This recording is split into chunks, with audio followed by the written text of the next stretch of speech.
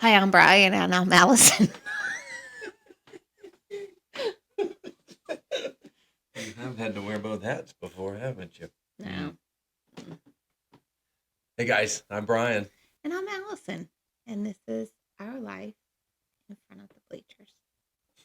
It sure is. Everything's been in front of the bleachers for so long. Even when it's off season, it seems like we're always getting ready for those moments in front of the bleachers. And unfortunately, I think when we go to places when we first move there, it's the final destination. It always has been. I don't think I've ever taken the job saying this is my last stop. We always wanted to be there, but there's so many factors that change the bleachers. We're going to go to a different spot. I know thinking back on all those years, the early moves I think we made because we wanted to provide for the children, socially, academically. We wanted to give them some opportunities. And income got better with every move, I think. I think every move I got a raise. Yeah. And then when you started working, I think it was very similar too. So it wasn't as if we made moves and lost money. That's for sure. I think we ended up gaining money at both moves, and at the very least, it was a parallel move. It was a lateral move. I think some of those moves, as you think early on, were because we were younger, a little more resilient. The kids weren't in school; they were easier. But it seemed as if the later those moves happened, the harder it was on everyone. It did get harder. So, what would you say was the hardest move? For me, mine's all in the moment. You just said before we came on here, I'd fly by the seat of my pants and go make. Yes, you did. You said that. I said that as a joke. Well, it's on air now. It's not a joke. It's real. There are many things that, as a coach, you kind of have to, make do with what you have. And you dealt with a lot more mess than I ever did because, as a coach's wife, you were responsible for getting the move organized, many times getting bills set up and paid, making sure we had electricity on in the new home, electricity off in the old one, and I just merely blew a whistle. So you wore the pants. And there were times that one move where we thought we were moving somewhere, and I packed the house because we were moving into a smaller place. It wasn't ready for us, so I packed it, boxes all labeled. They were supposed to go to storage, and one was supposed to go to where we were moving. Like bedrooms, and you had it all organized. I had it all organized, and that was not the case. But that happens a lot. I know. One of the things too, I think it becomes an issue is every time we made a move, we had more stuff. So I think, I know a lot of coaches are moving from state to state, and the wives are working and everything else that goes through. But when you have boys, especially, we accrue a lot of stuff, whether it be sports related items, because our boys were in karate, they were in gymnastics, basketball, and baseball, and football, and lacrosse, and any other sports I loved. Swimming, tennis. They were in soccer, golf. Oh yeah, I forgot about that. Any sport we could get them into, we got them into. Why did we do that? Oh, it was just for your sanity. Is that what you went to drive me crazy early? No, because you could just drop them off sometimes, and you got to be able to go be them. Oh, that's right. Just drop them off and let them go. That's what you did. That's not what I did. I was his caddy sometimes. It was not as easy. Is that why he no longer plays golf? Maybe. Well, the youngest plays a lot. You must have done a good job caddying him. He did not play golf with me. He won't play with Daddy, that's for sure. I would be afraid. My sweet little hurricane. Good night, Irene. Well, those moves, as problematic as they were, like you said, they all led to something better, but they sure were stressful. Yeah. Leading up to them, whether it be. Even one move where we were ready to move, and you said it's just not going to work out. Not a good fit. And that hurt our oldest because he had really married to the idea of being there, but it wasn't going to be a financial fit for us. No. Oh shoot, even with that one, I didn't even know I had the job. I hadn't actually taken the job, and we were sitting in bed uh, here in our Oh, current home. yeah. I was sitting in bed at 11 o'clock at night, and they let off with the sports, and There we were moving. Ron Davis has accepted the job, and I'm like, well, that's news to me. I guess But that's God saying we're supposed to go, and yeah, we kind of just looked at each other and went, what just happened? yeah, because in that situation, I had gotten the job, and the old principal was going to hire you because there were only two openings in the whole school, and one was your job and one And was my one was job. a job that I was leaving. It was the exact same by Exact title, same yeah. thing. And And it was the weirdest, just, it was so odd that the interview. the interview. Well, see, the old principal, he took care of you, and you said we're good. But then the principal got run out, and then the new principal came in, and he had. This is after I'd already been working with the kids for 6 weeks or so, and Hmm. And and he was Parker in that was interview. well, Parker was back and forth with me, going to workouts with the kids and getting to know them. So he'd already built friendships and all. And so finally, you hadn't heard much officially on your job. And I finally went into that principal. I said, well, what's the deal with my wife's job? He's like, well, we're going to have to go through the interview process with everybody again. I just want to do it the right way. And I asked him, I said, does that mean that there's a problem? Oh, there's no problem. So then we didn't even find out. Nobody even told us. I had to go read about it in the minutes from the board in July that you hadn't gotten a job. Yeah, it was just, I went in and I just remember the lady saying, you can't ask any questions. You got to be quick about your answers. And I just, she said, so don't go into a whole lot of description about things. Just stick to the quick question. Hurry up and get out of the way. Pretty much. And I just remember coming back to you and going, that was just the weirdest interview I've ever been in. Well, I just assumed because the old principal had made, the Yeah. recommendation that it was going to go ahead and fall through, and this was just kind of formalities, the formality of it all, and you were going to get the job, and then we found out on July 1st or whatever it was that wasn't the case. So Yeah. I marched into his office and I said, you just lost your football coach. And he's like, oh, you wouldn't do that. You've been working with the kids too long. I said, I can't afford to take care of the two blood kids that I have and still Yeah. be here. So I marched out, and that devastated the oldest. It Parker was a very quiet car ride home.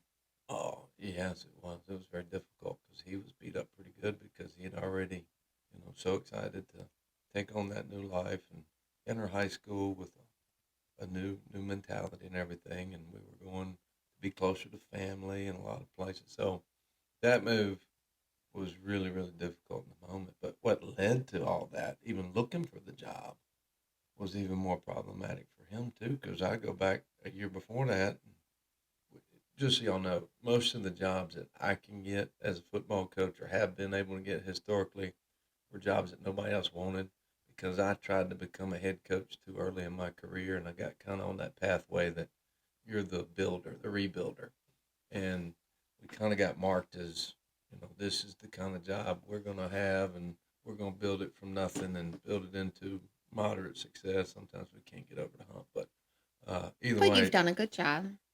you've done a good job because I know every single place that we leave, they shed much more of a tear for you, Mama Davis, than they do this dude. But I think that situation, it was a boil up over years. Poor administration, administration that really had no morals and values to my standards, and From the certainly, very top. yeah, and it just trickled down all the way through. It was just a chaotic culture, dog eat dog, and I was athletic director too, and being head football coach and head track coach, and doing everything they told me to do, but it was just unethical and immoral. Some of those things that happened, but they open up the door to entitling and empowering these parents, and I know there were some situations that you had to witness or you had to deal with more so than maybe that I did, but tell me about Yeah, and I tell everybody think, about those well, I situations. think it's hard, one, having young kids. and doing it.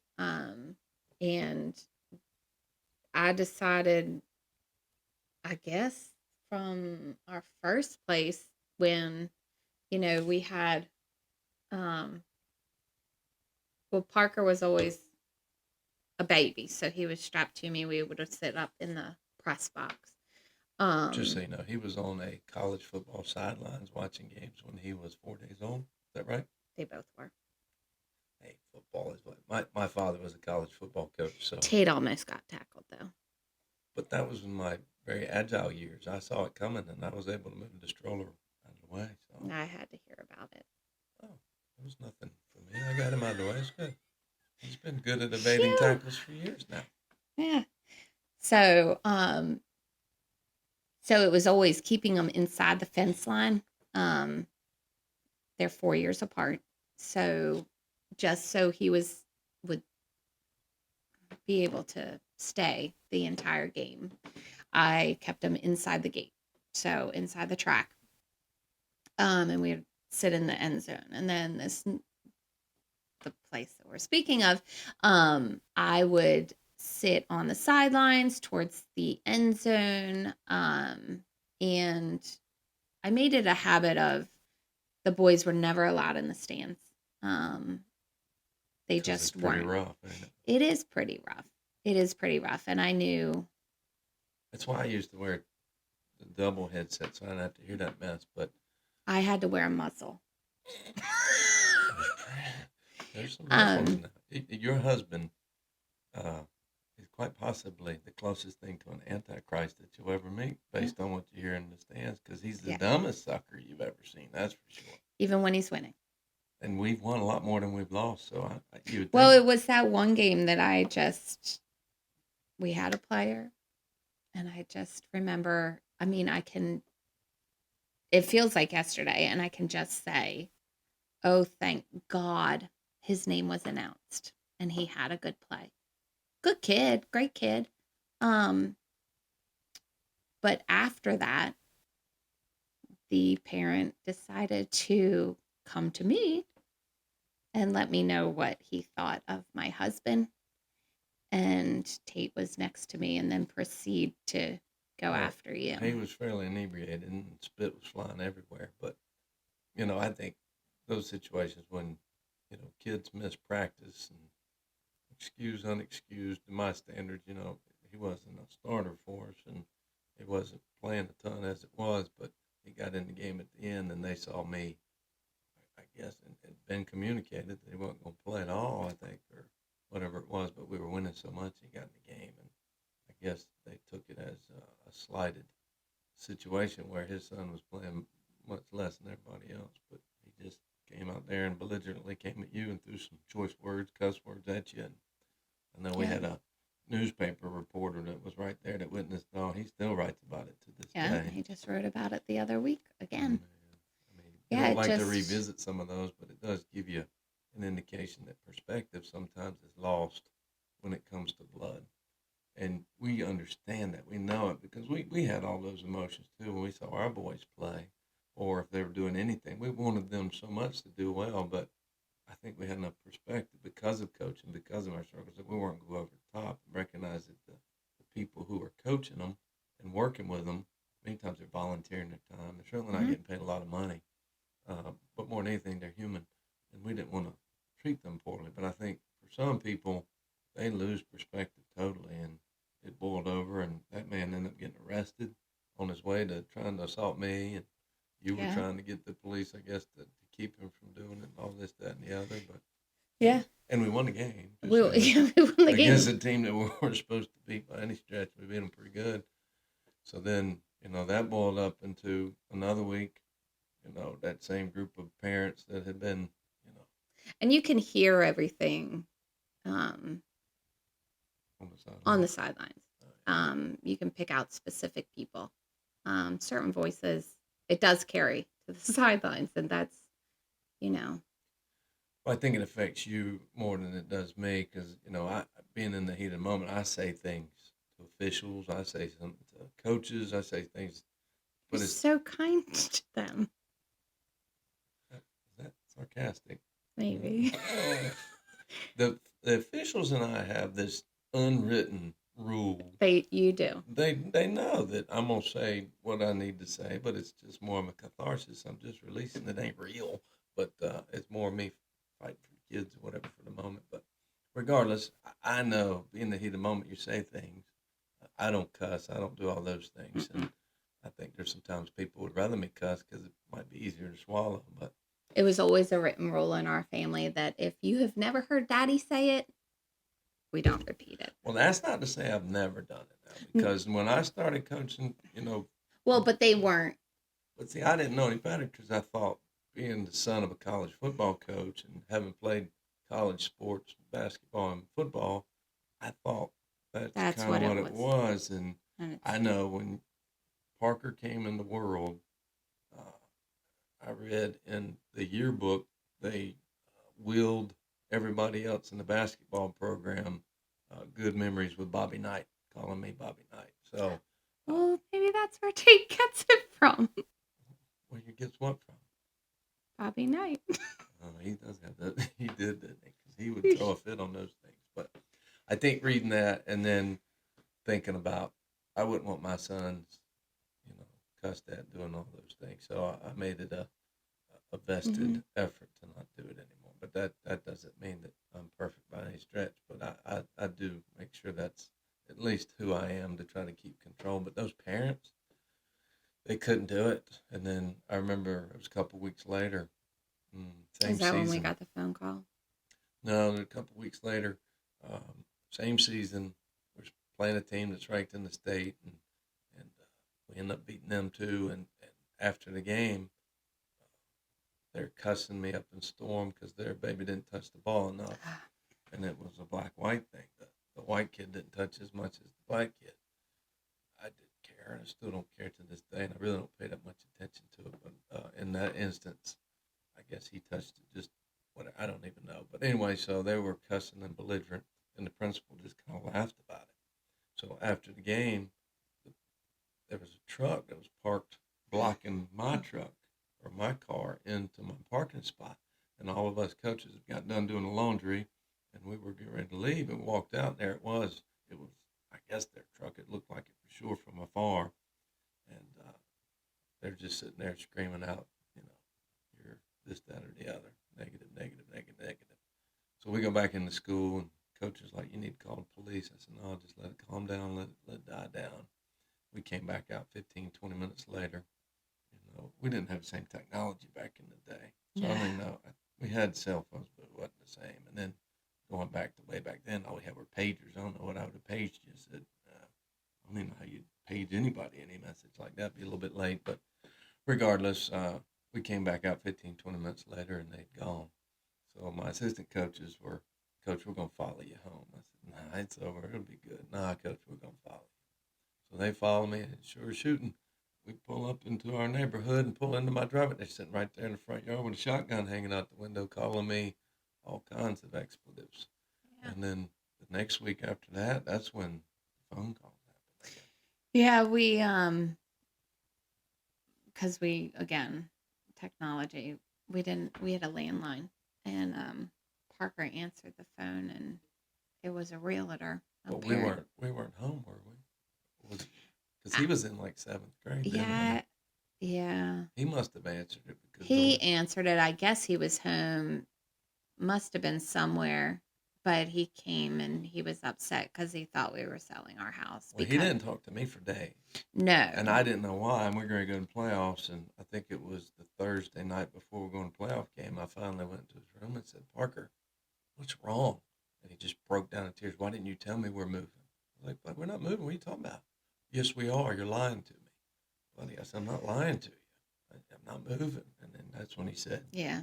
why all So these realtors called? apparently, a realtor had gotten our information from somebody. It wasn't just one, evidently. It was like 5 or 6 realtors in there that were doing it. So. That we were looking to sell our house. So, but that season was a really rough season, and I think we stayed another year after that. we That was did. crazy. We did. How dumb were we? Because we knew that there was Yeah. going to be some problems coming up. But I honestly, one of my players talked me into it. It was like, please don't leave us. We'll work hard. We'll do this. And boy, if they didn't, that was They fun did. group to work with that last year, but it had run its course because the culture had changed so much. Kids are always good. The kids are great. Yeah, I think for the most part, most of the kids that we've had in our program, I can't speak to them all for sure, but I'd say most of them have good, valuable experiences, and they believe what they got out of our programs were good. I think those moments were very difficult. It was. And I think because Parker was getting to that age where he was having friends that were the same age group as siblings, As those parents. as those Literally. those the football players. Right. So I think that got where it got a little harder for me. Where it was before, it was the kids would see it on the sidelines and we come home and it is what it is. Um, but now they're getting it in school and with their friend group, and so that's when it really starts to affect me. And you would try to shield a lot of it from me just because you knew that I was dealing with stress on my own and Oh yeah. just trying to be a daddy when I walk in the door and not have to take on that stuff too. So you were burdened by all that and how you dealt with all that stuff and dealing with belligerent people and all the stuff that goes on in your life. I think it's just amazing. That's why I think these messages are important because a lot of young wives coming through who are going to be coaches' wives may not understand the time, number one, the emotional roller coaster that you go It through is an emotional roller coaster. just on the weekly basis, if not daily basis. But it just becomes emotionally exhausting. And every year after a season, what happens to me? You get sick I'm going and to you're get down sick. and out for a couple weeks. My body says, all right, you're done. You're lost. Now you're going to be a real loser and we're going to put you in the bed. And it's usually during Christmas time. Yeah, there's been some times y'all had to travel for Christmas without me because I can't move. Yeah. Yeah, it's been some tough times, but I mean, when you look at it in retrospect, you say, well, what difference did we make? I think we made some differences, but I don't know that I could have done it without you. I know that. That's for sure. If I'd had to do all this by myself, I would have been fired multiple times. I haven't been fired yet, but I would have been. I'd have been fired multiple times, and certainly we would have been able to. I don't know that I would even be in this profession anymore, and it might be good. Maybe you're holding me back from being rich. I'm so sorry. That's a possibility. Maybe I'll look back. Never mind. Let's go ahead and rewind this whole thing and redo it all. You'll redo it. Regret is now the title. No. I think some of those moves were preceded by poor leadership, maybe poor communication, and certainly I have to take fault for much of it. But there's some things that were just unethical, immoral. You got some people in leadership positions that probably should never be in leadership positions, and when they get into those spots and they wreak havoc on your school culture or personally coming out with vendettas for whatever they are, it makes it very, very tough because every school that I've been in, when I took it over, was really bad culturally and on the field. And when we leave, it's always so much better.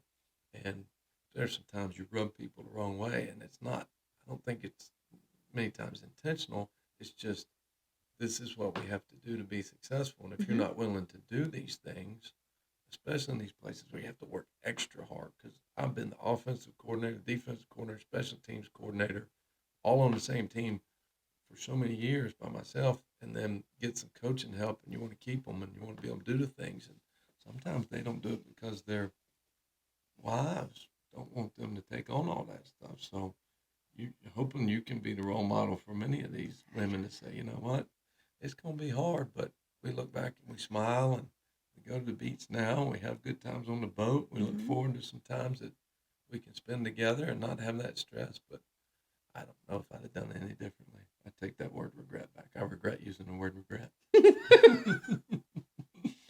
So, do you have regrets? No. Oh, such sarcasm again. No, I don't. I Well, don't. I think there's some times I wish I had not stayed in places as long just because of the kids, or not my kids. I'm talking about Other the people's, players, yeah. and we stayed hoping it was going to get better. And I just couldn't see the writing on the wall because I was emotionally attached to everything there. And had I left earlier, there might have been better jobs. There might have been situations where winning state championships and doing all that stuff at But some of it those wouldn't have schools. been good for our children either.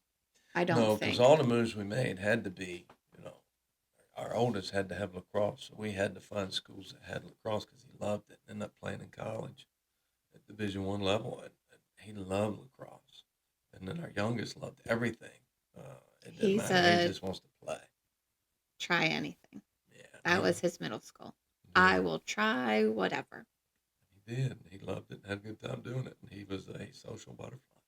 But regardless, I think most of those decisions that we made, um, I'd say almost every single move, whether it was preceded by poor leadership or bad situation there, where we ended up going was because of Better, yeah. because of the kids and you and everything. We didn't just say I'm gonna go here because of football. I've never No, no, no. We've I've never never made that move. chosen a school just because of football. It's always been what do they offer for the kids and what can you get, and then me too. So it's been the whole picture, the whole package that we've had to go for. It hasn't been always the best football situation, and maybe that's a bad deal on my account. Maybe I should have gone for big time football and tried to get those. And Well, that was my fault.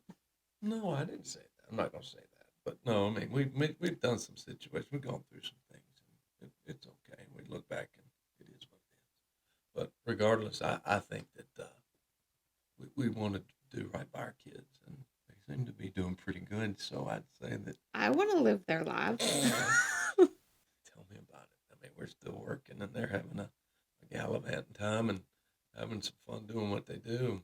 One's a college student, and the other one's traveling the world and working his jobs and doing the things that he does. So I'm really proud of them, and it's hard. And one of these future times we talk together, we're going to talk about how hard it was to be a coach and a daddy, and for you to be a wife, mother, and a coach's wife, all in the same situation, at the same time. I will cry at that one. I don't want to make you cry. That's one of my weaknesses. I can't watch women cry, but we'll hold that one for another one. But we do appreciate you guys listening, and I do want everybody to know I love my wife. I love you. We'll see. That's our life in front of the bleachers. Till next time.